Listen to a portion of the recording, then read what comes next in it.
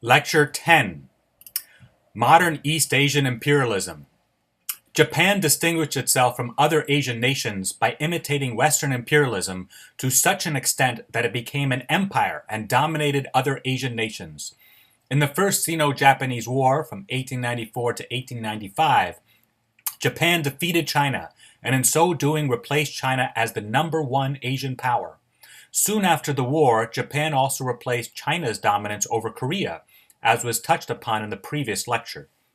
Even though King Gojong attempted to make Korea independent from either China or Japan by founding the Korean Empire in 1897, his achievement was short-lived.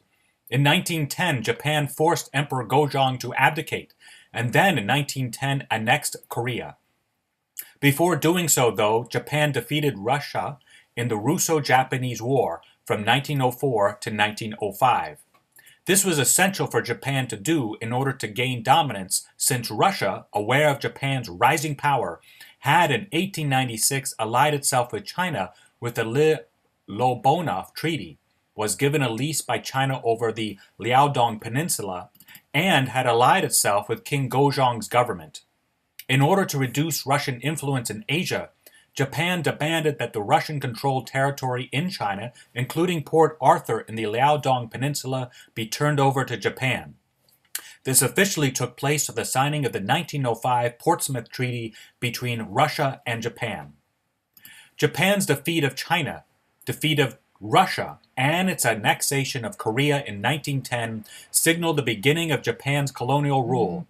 Japan's colonial rule continued into World War II and concluded in 1945 with Japan's defeat by the Allies. Japan's imperial rule. Japan's imperial rule of the 20th century can be divided into three phases: 1910 to 1919, 1919 to 1931, and 1931 to 1945. During these three phases of time, Japan gained direct control over both Korea and China. The 1910 Japanese annexation of Korea began the first phase. In this first phase, Japan transformed Korea into a closely controlled, monitored state called the Government General of Chosen. Under this government, Koreans were not allowed to participate in political matters. The Korean economy was placed at the service of Japan, and Koreans were severely punished for even minor legal infractions. In order to prevent a military uprising, Japan dissolved the Korean army. The second phase began on March 1, 1919, when Koreans protested their oppressive Japanese overlords with the March 1st movement, also known as the Samil Movement. In this movement, 33 Koreans signed a declaration of independence from Japan and then peacefully staged a march. They were inspired by the U.S. President Woodrow Wilson's 14 points that he first presented on January 8, 1918 to the U.S. Congress, and also presented at the Paris Peace Conference of 1919 that set the terms for the defeated Central Powers of World War I. According to point number 5, there is to be, I quote, "a free, open-minded, and absolutely impartial judgment of all colonial claims, based upon a strict observance of the principle that in determining all such questions of sovereignty, the interests of the populations concerned must have equal weight with the equitable claims of the government whose title is to be determined." In other words, nations such as Korea are to be allowed to be freed from colonial powers in order to self-determine and govern themselves. The U.S. State Department responded to the self-determination movement by directing its ambassador to Japan to reassure Japan that the U.S. will not support a Korean independence movement.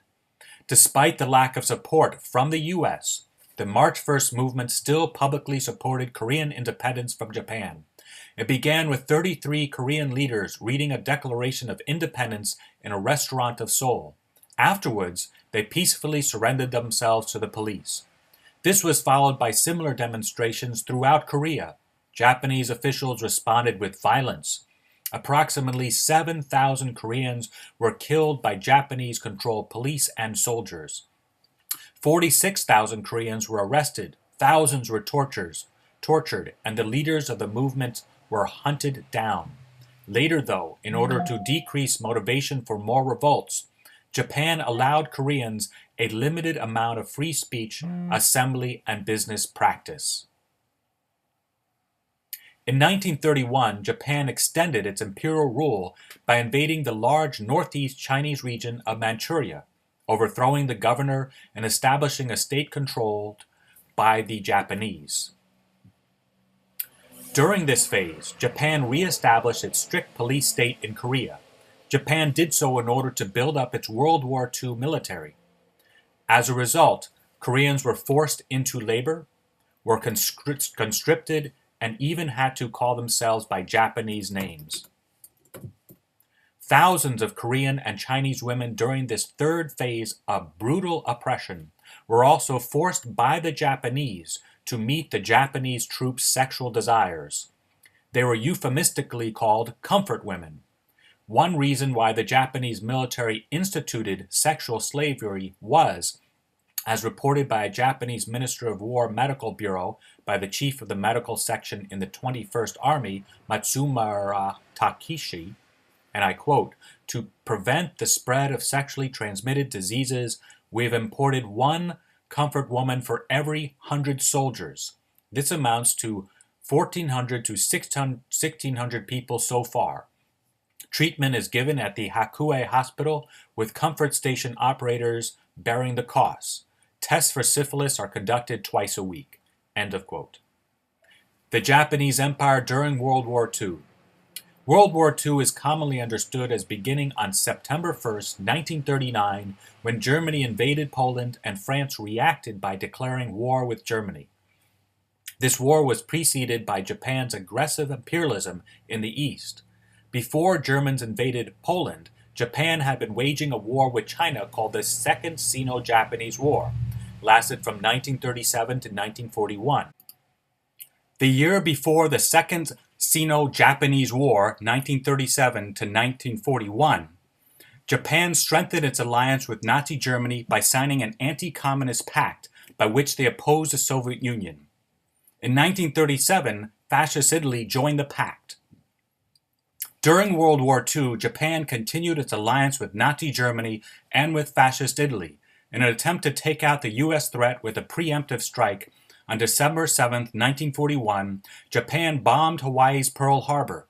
The next day, December 8th, the U.S. Congress approved the U.S. to fight on the side of the Allies. For about 3 years, the U.S. fought in World War II. The war ended when on May 8th of 1945, Germany officially surrendered, and on August 15th of the same year, when Japan surrendered.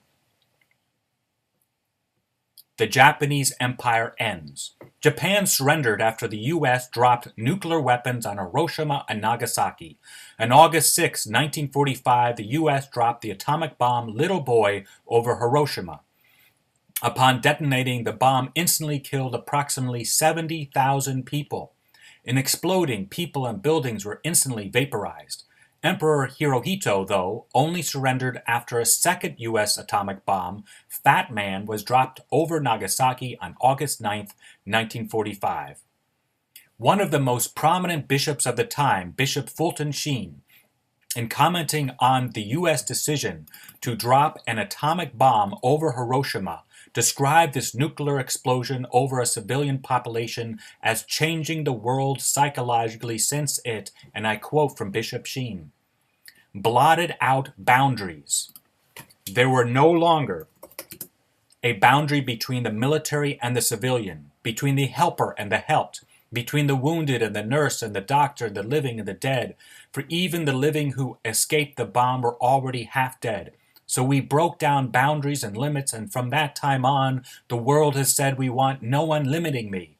You want no restraint, no boundaries. I have to do what I want to do. End of quote. Years later, on the 40th anniversary of Hiroshima's atomic bombing on the U.S., by the U.S., in a radio message to the people of Japan, Pope St. John Paul II strongly condemned the use of nuclear bombs, and I quote, from John Paul II, to speak of Hiroshima and of Nagasaki is to become vividly aware of the immense pain and horror and death that human beings are capable of inflicting upon one another. But it also It is also to be conscious of the fact that such a tragic destiny is not inevitable. It can and must be avoided. Our world needs to regain confidence in its capacity to choose moral good over evil. The Catholic Church is irrevocably committed to the challenge of promoting genuine peace between peoples and nations against war and death.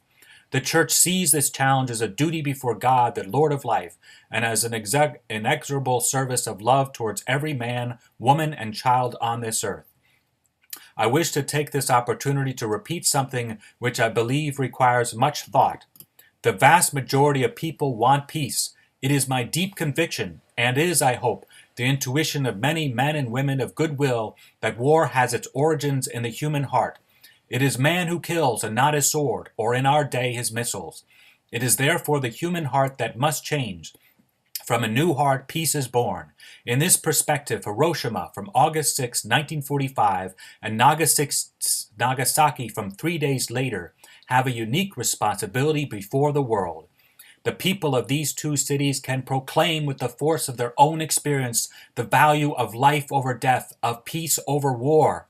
Hiroshima is a living witness to what can happen but need not and should never happen.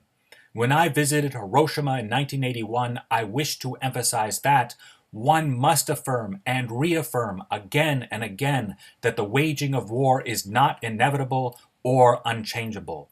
End of quote from Pope St. John Paul II the Great. God bless.